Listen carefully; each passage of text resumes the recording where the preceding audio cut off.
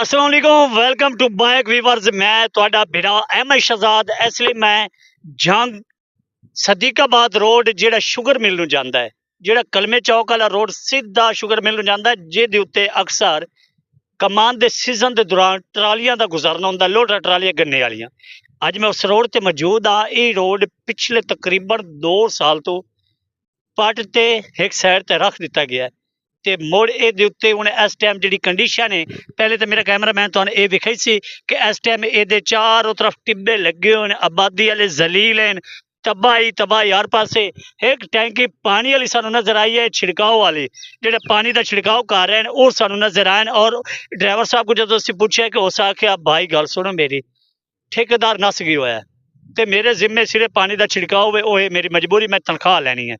बाकी ठेकेदार नस गया, ठेकेदार जाने तुसी जानो, मैं बयान नहीं दे सकता। चलो खैर ना देवे बयान, कोई मसला ही नहीं।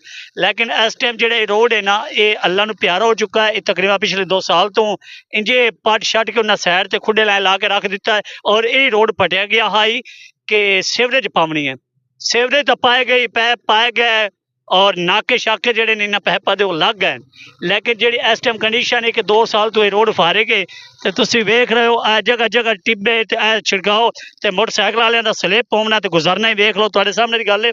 ਅੱਛਾ, ਮੁੜ ਨਾਲ ਮੈਂ ਇਹ ਵੀ ਤੁਹਾਨੂੰ ਦੱਸੀ ਜਾਵਾਂ ਕਿ ਮਰੀਮ ਨਿਵਾਜ਼ ਦੇ ਬੋਰਡ ਲੱਗੇ ਹੋਏ, ਮਰੀਮ ਨਿਵਾਜ਼ ਦੇ ਬਕੌਲ के सड़का बहाल खुशहाल पंजाब।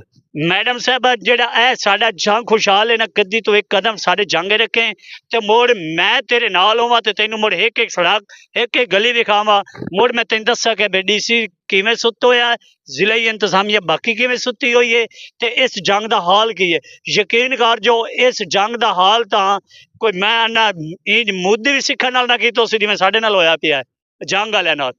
ते मेरा काम है आवाज़ उठावना ते मेरे बिरावां दा सोशल मीडिया ते काम है इस पैगाम नूं अगे पहुंचावना। ਇਹ ਨਾ ਹੋਵੇ ਕਿ ਮੈਂ ਵੀਡੀਓ ਬਣਾ ਕੇ ਥੱਕ ਜਾਵਾਂ ਤੇ ਤੁਸੀਂ ਸੁਣ ਕੇ ਤੇ ਉਸਨੂੰ ਇਗਨੋਰ ਕੀਤੀ ਜਾਓ। ਇਹ ਤੁਹਾਡੇ ਮਸਾਇਲ ਨੇ, ਮੇਰਾ ਨਹੀਂ ਹੈ।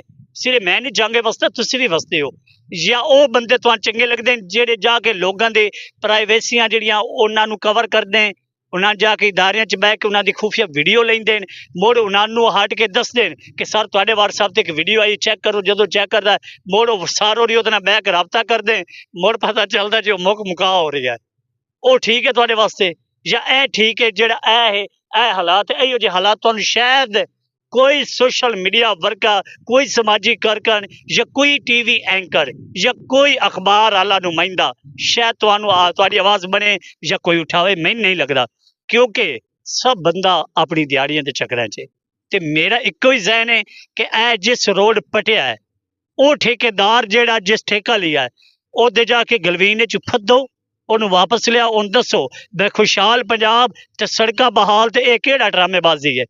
या मरीम साहब तक ये पैगाम पहुंचावना है। और ये रोड मेन रोड है, ये दोवां साइडां तो तोड़ तक आबादी अगर गिनी जाए ना तो मेरे ख्याल दे कोई 4-5 लाख घर तो इसी रोड ते बनता है।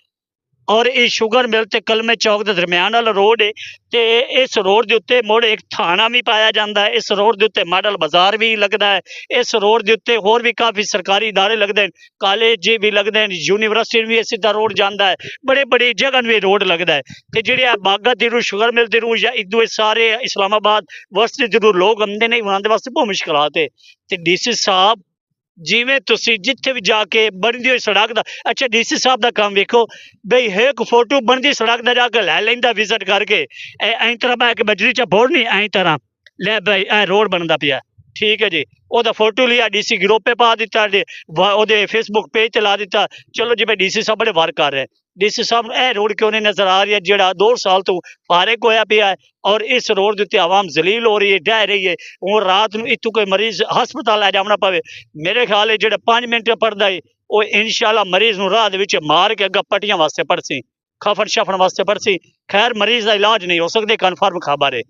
लेकिन मैं तुहाडे कोई रिक्वेस्ट करना, आवाज़ बनो, इसनूं आगे तक भेजो, इस वीडियो ने जितना शेयर कर सो तुहाडा फायदा है। मेरे वास्ते ना करे, मैं तो कोई रोला नहीं, मैं तो वैसे मेरे मालिक बहुत कोई दिता है तो मैं ना भी ये वीडियो बनाई तो मैनू मेरा की जावना, कुछ नहीं जावना। लेकिन मेरा एक जिंदगी का जो मिशन मैं लैके निकलिया वो ये है कि जंग तरक्की याफ्ता, जंग खूबसूरत जंग साफ सुथरा और सियासतदानों ਨੂੰ ਦੱਸਣਾ ਹੈ ਕਿ ਤੁਸੀਂ ਖਬੀਸ MP MLA ਬਣ ਕੇ ਕੁਝ ਨਹੀਂ ਕਰ ਸਕੇ ਤੇ ਮੈਂ ਇੱਕ ਸਮਾਜੀ ਦੇ ਇੱਕ ਵਰਕਰ ਜਿਹਾ ਹੋ ਕੇ ਮੈਂ ਤੁਹਾਡੇ ਜੰਗ ਦੇ ਸਾਰੇ ਕਰਤੂਤ ਤੁਹਾਡੇ ਸਾਹਮਣੇ ਰੱਖ ਰਹੀਆਂ ਔਰ ਦੱਸ ਰਹੀਆਂ ਔਰ ਕੰਮ ਕਰਾਉਣਾ ਹੈ। ਅੱਲਾ ਹਾਫਿਜ਼।